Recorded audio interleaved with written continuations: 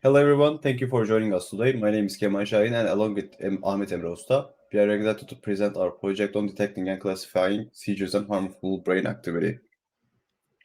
Our primary goal with this project is to detect and classify seizures and other harmful brain activities from EEG signals. The impact of improving EEG pattern classification accuracy is significant for neurocritical care, epilepsy management, and drug development. Accurate classification can help clinicians make better decisions in critical care situations and aids in development of effective treatments for epilepsy. We analyzed several types of EEG patterns, including seizure, generalized periodic discharges, lateralized periodic discharges, lateralized rhythmic delta activity, generalized rhythmic delta activity, and other. And there are several expert annotations. One is idealized, high levels of agreement among experts, indicating a clear and well-defined patterns. Proto cases where one and a half of experts give a label as other, and one and a half give one of the remaining five labels. We can call proto patterns. Edge cases where experts are approximately split between two of the five named patterns. We call edge cases. This slide shows example EEG patterns with expert agreement, illustrating the differences in patterns and consensus among experts. These examples highlight the importance of accurate annotations for training our models. Our dataset includes detailed description for each EEG recording. We have a EEG ID and unique identifier for the entire EEG recordings, EEG sub ID and ID for the specific 50-second long subsample. EEG labels offset seconds, the time between the beginning of the consolidated EEG and the subsample. Spectrogram ID as unique identifier for the entire EEG recording, spectrogram sub ID, spectrogram label offset seconds, the time between the beginning of the consolidated spectrogram and the subsample, label ID and ID for the set of labels, patient ID and ID for the patient who donated the data, expert consensus, the consensus annotator label provided with convenience. These are the ones that we already discussed in the third slide, so I will skip.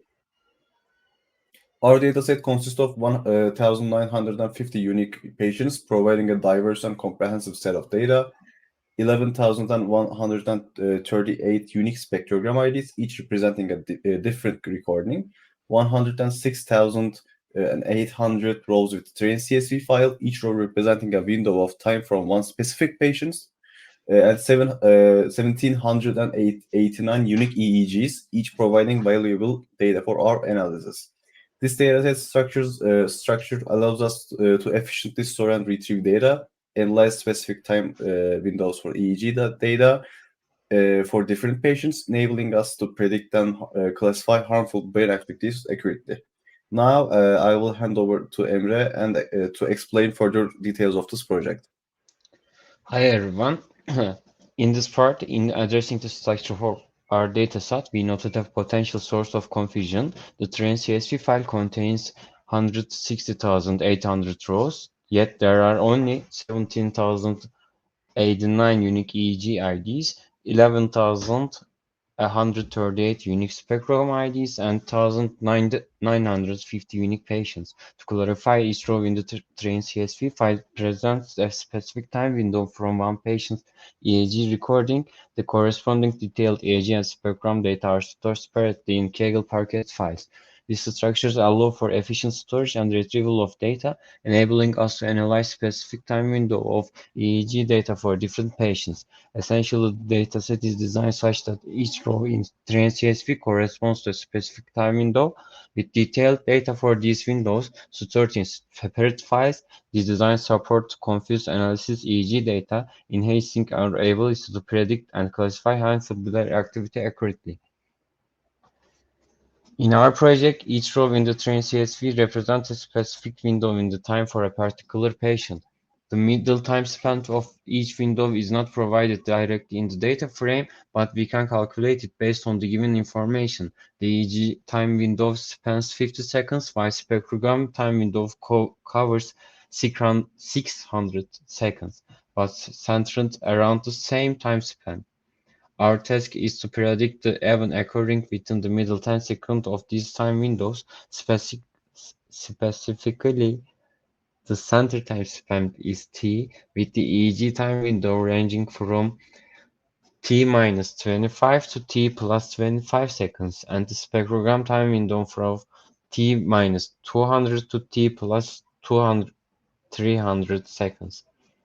The event prediction window, crucial for our analysis, ranges from t minus 5 to t plus 5 seconds.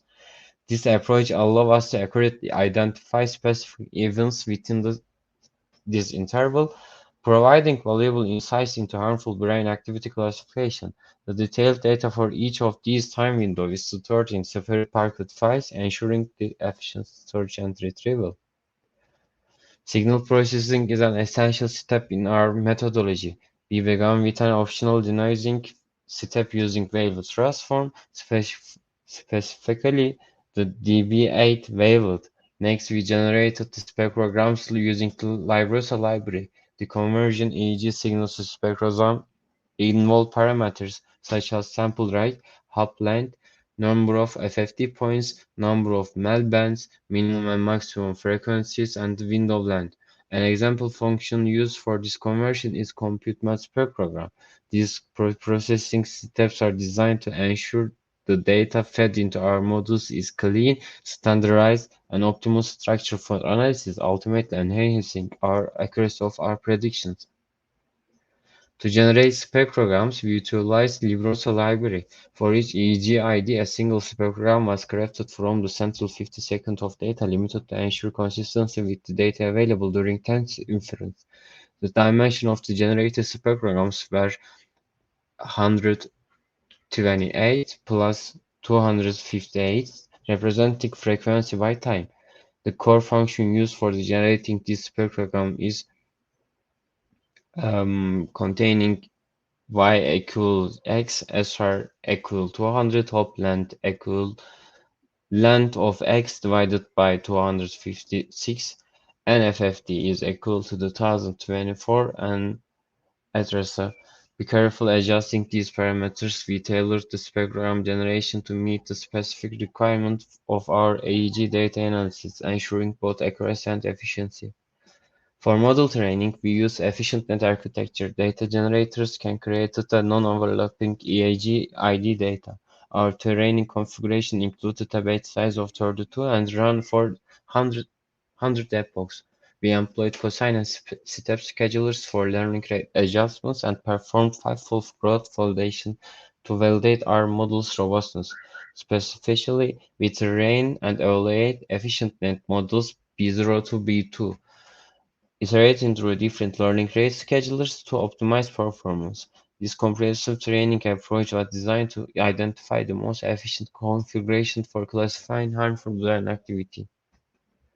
The evaluation of our models were based on the Colbert-Libres-Tivric metric. Our cross-validation scores demonstrated the efficiency of the different versions of EfficientNet and learning rate schedulers.